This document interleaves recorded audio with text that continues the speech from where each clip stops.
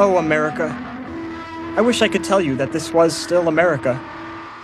But I've come to realize that you can't have a country without people. And there are no people here.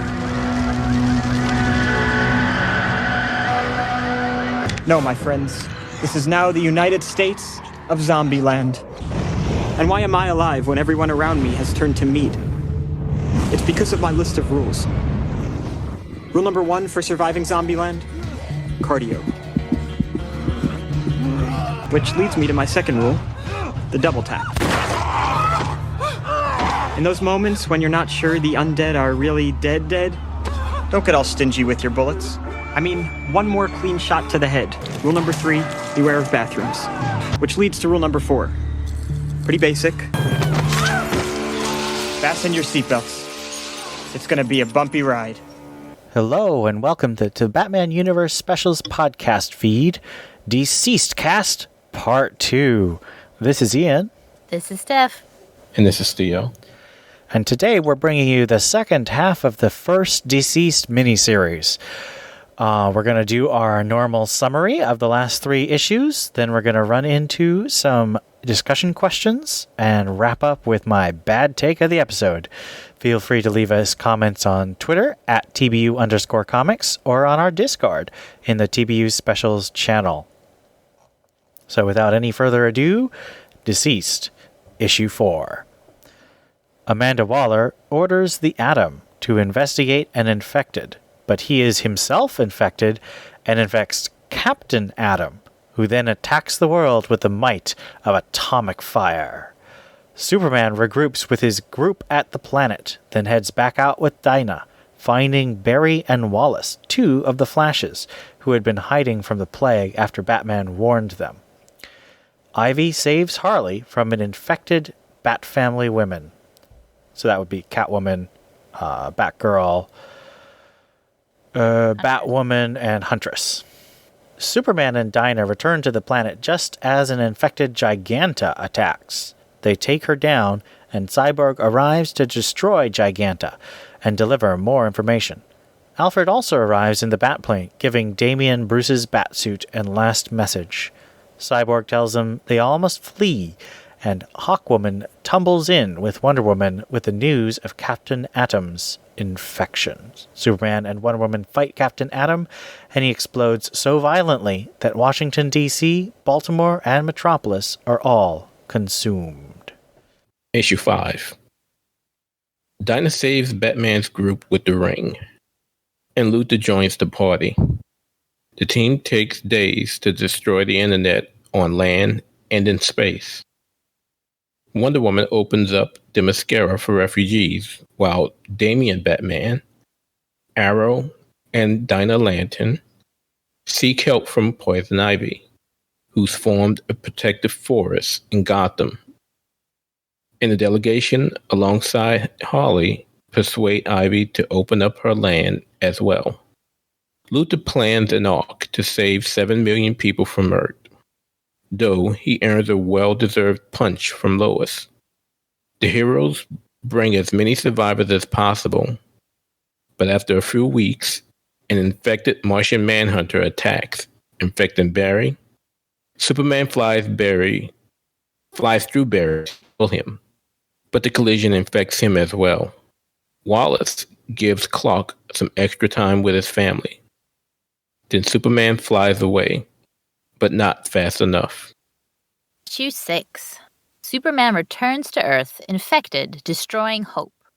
Batman and Wonder Woman plan together to kill him as the rest of the heroes desperately load the arcs. They must leave many behind, and Green Arrow, Wonder Woman, and the heroes of Themyscira kill the infected Aquaman as he attacks with a legion of sea monsters. The Amazons are destroyed, giving the Ark time to escape. Superman infects Wonder Woman, then heads for the Arks. Lantern follows as the entire Green Lantern Corps arrives. Faced with their power, the infected Superman begins feeding on the sun directly, trying to absorb enough power to destroy the new foes. The Corps determined that this will freeze the solar system, sending the virus into dormancy. On Earth, Cyborg interrogates the infected Wonder Woman with her lasso. Discovering that he is the cure, just as he was the origin. Before he can tell the arcs, though, the infected Diana rips Cyborg's head off, casting him deep into the Earth as the arcs fly to Earth 2, humanity's new home. So, we have some really interesting stuff going on in the end of our first DCeased miniseries. One of the things I found most enjoyable was the characterization of the villains and references to past continuities. For example, you have Poison Ivy's forest, which is basically what happens in Batman No Man's Land, where she forms a forest where refugee children who are refugees from the devastation of the No Man's Land, become part of her family, and she protects them. Lex Luthor, of course, is pretty hilarious. He checks if Batman is dead before declaring himself the world's smartest being. And he's also a complete jerk to Superman about losing 2 homeworlds. How do you think any moments of this humor or these references really stand out to you in the second half of DCeased? I liked in Injustice the way that Tom Taylor wrote Ollie, Green Arrow, and I am not disappointed in this one. I just loved the scene where he's disappointed that Batman didn't have a what's that called? Not a backup plan, but a plan to take out him in the event that he became evil, and he was a little miffed. And then when he kills Aquaman from, like half a mile away through a storm with an arrow in the brain, he's like, "Blank you, Batman." And I thought that was insensitive, but quite funny. So I did like that part, even though it might not have been the time, but it was funny. Yeah, I like the characterization of Ollie in here as well. You know, Ollie is always the smart alecky one. And I mean, what do you expect? You know, this is the guy that hung around with Hal most of the time. If there was one thing that kind of felt weird was Damian's characterization, particularly after Batman died. He became more human. I don't know if people would think, well, what's the problem with that? But we got to remember, Damian has always been a dick and proud of it. So, you know, seeing him, you know, being more logical, being more humanizing was a little weird to see. I definitely that picked makes up. sense, though. I do. I agree. Again, but you got to remember, I've loved Damian in his current form since he's returned from the dead. So, you know, not saying that I have a problem with how Taylor finished the series with Damian. But no, I actually enjoyed all of the characterizations. And yes, I definitely got the reference to No Man's Land as soon as I saw the jungle. You know, it's just twice the size of the jungle from No Man's Land, which was pretty much, it was at Robinson Park, wasn't it? I believe that's where it was. But no, Taylor did a good job with each of these characters. And I definitely like the idea of Lois getting one last punch in on Lex. So my first question was, what moments got you in the feels? Like, I actually had some physical reactions, like in my like eyeballs and sinuses, and my heart gave a little gasp, I guess, when Luthor falls down at Superman's feet. Like, Superman is like, "I don't want to deal with your crap right now. Whatever you want to do, I'm not in the mood." And then he just collapses. And I just, seeing Luthor do that to Superman was just, I don't know. I got a little misty-eyed and like, wow, like, he is in a dark place for him to do that. And of course, then he comes back, and gets all smarmy about stuff later. And then the other one was when John has to go out and fight Superman, and just him hugging Damian, and just him saying goodbye to his mom. And that just, I can just hear Mo from The Simpsons in my head. What's thinking the children? They're just babies. But yeah, those two moments really got me choked up. Yeah, if everyone can remember from the last episode, the last specials episode, the one moment that got me in the feels, and this pertains to the entire series, was Damien's reaction to Bruce's death. Again, considering Damien's mannerism up until that point, that one definitely got me in the feels. And like Steph, when John went to face Clark, it kind of left you wondering, if you hadn't read it the first time, that first time I was reading it, it had me, wondering whether or not, okay, this is not going to end well. So those are the two points for me. And ironically, they both pertain, and they both pertain to the Super Sons. I don't think that's ironic at all. I think that's on brand. Hint, DC. None of the moments really hit me as hard as Batman's death in the first half of the miniseries. I did have both a sort of a horrific feeling and also kind of an amusement that Captain Atom was infected by the Atom, and I think that was very much on purpose. But it was also horrifying. It was well done in terms of a horror element. I'm kind of boring. I was moved by Superman's, his infection, his goodbye, and then his sacrifice, but it fails, and so John has to fight him. So all that whole sequence was quite well done. Just not, maybe it's because I'm more connected to Batman. I'm not sure. I think everyone knows I really love Lois and Clark, and I think Taylor does a good Lois and Clark and John in this miniseries. So he definitely earns the emotion, but it just didn't quite hit that same level that Alfred having to kill Batman did. And of course, Damien getting the Batsuit, that was a pretty good moment.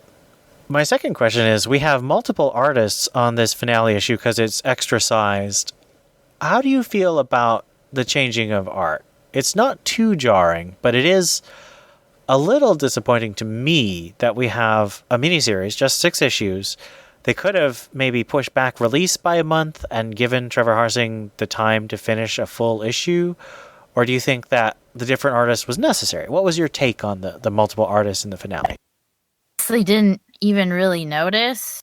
I don't think I could tell you who did what. I'm not a super fan of the art, just because, I don't know, there's a couple of scenes where it's just too scratchy and it looks like something else. Like, I think there's a scene where Martha is looking down, and it's not a close-up. She's kind of mid-range, and just the scratchiness on her chin makes it look like she's got a full-on beard. And it wasn't my favorite, and I probably didn't look too closely to distinguish the difference. And like you said, it's not jarring at all, so it didn't bother me. Yeah, it wasn't jarring to me as well, and like Steph, I didn't really take notice to the difference than to the story itself. So that, yeah, it wasn't an issue to me at all.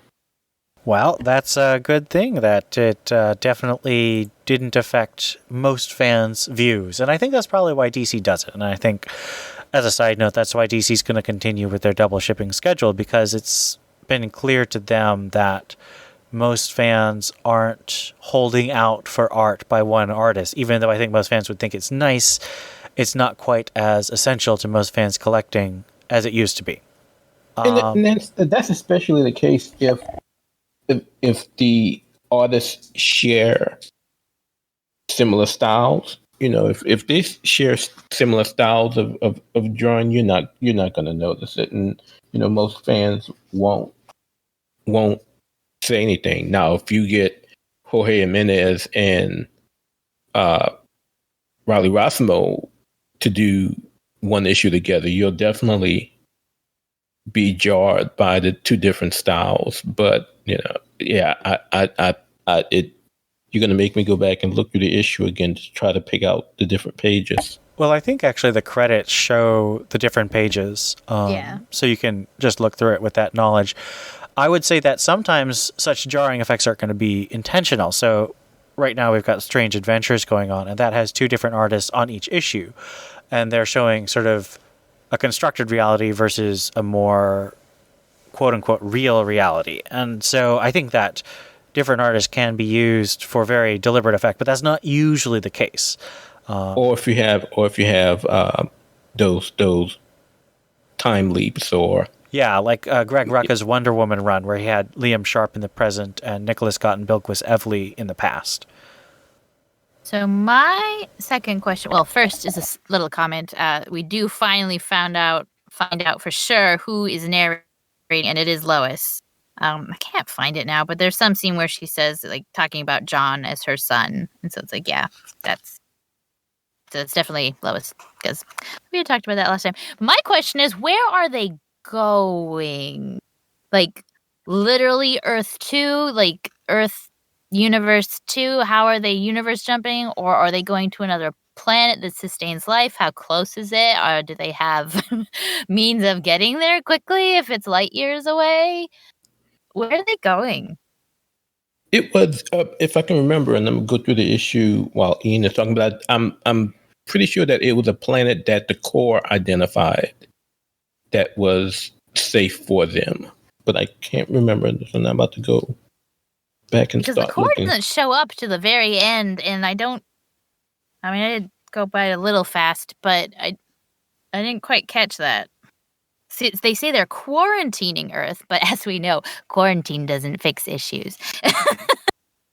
Are they just gonna quarantine until everyone's dead, or not to get too ripped from the headlines, but a true quarantine does work. However, a true quarantine means that yes, everyone who is quarantined either is dead or is healthy, and in this case, it's going to be is dead. Dead, and then their blood is going to be everywhere. Oh, Earth is going to stink. But I mean, they really should just nuke the sun. So. Well, yeah, and so Superman is in the process right now of destroying the solar system. I just had no idea where Earth 2 was coming from. Oh, I mean, it's just, there's thousands of Green Lanterns, and each one of them has whole sectors. I mean, Earth is not the planet that Hal Jordan is responsible for. It's part of the sector that has multiple inhabited worlds. So my guess is it's just another inhabitable world. Okay. Because you see a reflection of it, unless they're looking at the quarantined Earth, because that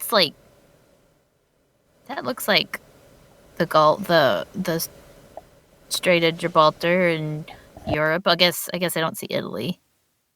Okay, never mind. That doesn't really look like Europe. Just kidding. I mean, I think they did a lot of terraforming, and I think it's clearly going to be drawn to be reminiscent of Earth so that it gives us that feeling of hope, so it doesn't feel like we've lost completely everything hopeful. But, I mean, that's just kind of a science fiction convention. If you ever watched Firefly, basically every planet looks just like Earth with different land masses. So, same gravity. Same air. Exactly. It's basically just a convention, because to really deal with terraforming and different planets and how they would interact with human life, that gets in the way of a lot of narratives. Now, I think it is its own fascinating narrative. If you ever want to check out Robert Heinlein's Farmer in the Sky, that's about terraforming one of Jupiter's moons, which is a very different environment. So human life is different. But most of the time, people telling science fiction stories these days, especially in the comic books, they really want to tell a story about today's issues or basically everyday life, but with a cool science fiction skin on it, sort of like a video game skin. It's not really about the true science fiction concepts. Just because that's a different market, it's a different skill set, sort of like superhero comics where you fight a bad guy whose main weakness is being punched too hard, is different than a detective story, which is why Batman comics have taken such a different turn since the New 52 started. But yeah, I just think it's a narrative convention that Earth 2 is just a different Earth that has different shapes, and we're not supposed to think too hard about the terraforming and different qualities of life there. I was just curious because they called it Earth 2, and that's just a nomenclature for alternate DC universes. So I was Well, I think it's like the Atom infecting Captain Atom. It's Tom Taylor giving sort of a smiley face to a well-worn concept. Yeah, I just think that, that was just the name they gave it, but it was just another Earth-like planet that they found in another, that the ship, that maybe Luther found in another star system. Because they do exist, so, ship was pointing in that direction, and that's just the name it gave. Yeah, I've been fanning the pages of both issue 5 and 6, just looking to see if the core did not mention it. But I was looking to see if somehow Lex mentioned it while they were actually in the process of constructing the Ark, and I didn't see it there as well. So, no, so off panel. Off-panel land, except that in Tom Taylor's DCeased universe, off-panel land usually becomes a Digital-verse exclusive, so... Woohoo! That works for me. So, to actually have a discussion question, what was your favorite alternate, what is it called, variety cover? No, variant cover. What was your favorite variety cover of these last 3 issues? So, we've got... Well, I'm trying to see, I had the Harley for issue 5 was the only variant that I got, which was the movie variant from I can't remember the movie that. But it was the one with Harley and the 2 kids standing at the river. Mine too, and I just wish they had been drawn like that. Like they were drawn too grown up, too tall, which I guess for the sake of the story, it did make sense for them. And the roles that they have to carry on, it makes sense for them to be a little older. But I really miss like the way Jimenez draws John's hair. And so just seeing this one in the back from John from behind, he's got that wispy, like doesn't own a hairbrush hair. And I just think it's so cute. And then they're dead in the bottom part of the panel, which is less cute. I don't know if I have a favorite variant because I'm not a horror movie guy. I have been a fan of Jay Anaclito's variants. And In-Hyuk Lee did a good variant of, for some reason, Zombie Harley, Zombie Ivy, Batgirl, and Wonder Woman for number 6. But I think I might have mentioned, I can't remember, did I mention the Batgirl variant that Jay Anaclito did for DC's number 3? I must have, because it was for last issue, for number 3. So yeah, I think I'll go with the In-Hyuk Lee, Zombie Harley, Zombie Ivy attacking Batgirl, and zombified Wonder Woman. And the movie issue for number 5 was La Llorona. You know, when the trailer for that came out, I heard it was La Giorna or something.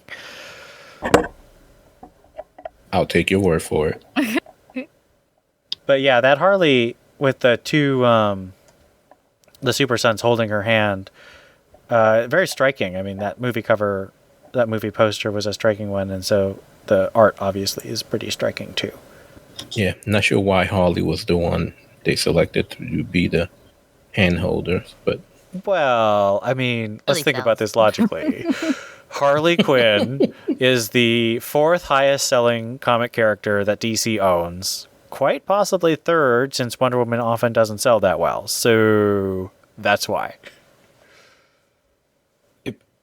Harley can't be selling that much more than Wonder Woman, is she? Oh my God. I don't know what she's selling right now, but back in the New 52, during the first couple years of her solo series by Amanda Conner and Jimmy Palmiotti, she was selling like 74,000 a year, an issue, whereas Wonder Woman usually sold between 40 and 50,000. So she sold a lot more at that time.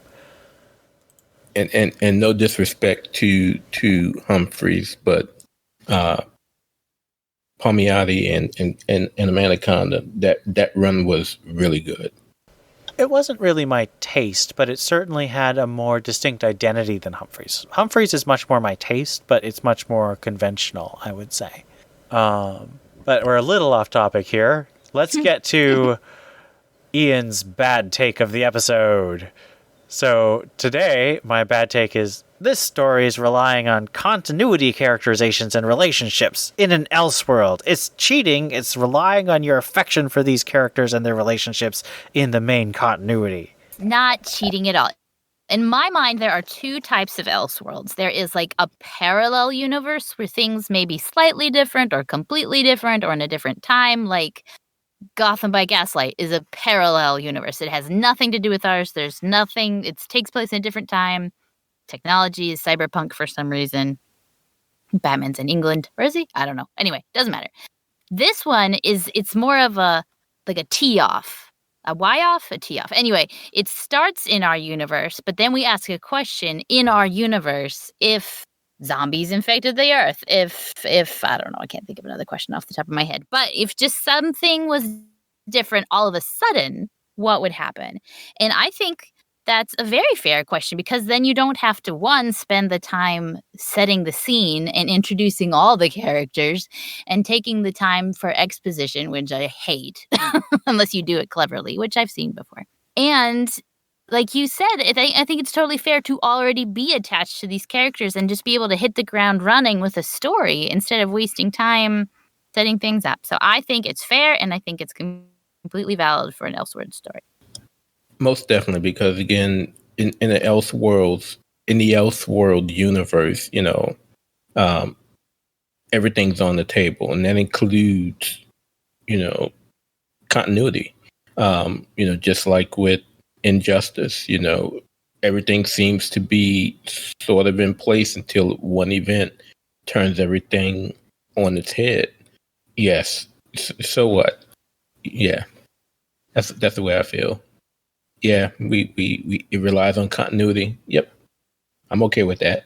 So my bad take isn't so much a bad take as I'm just bad for having it. Yeah, but it's a preference. It is what it is. I mean, I think it's a good way of allowing readers to have a connection with the characters that they're used to before taking them to a new destination. Oh yeah, right. Yeah, because let me tell you, I never expected Batman to be dead and gone before. Oh yeah. We even get to issue 3. I don't think it's a bad take. It's just a preference. If you like your continuity characters to be safe and in their little safety plot armor bubble, then that's fine. That's a preference. There's nothing wrong with it.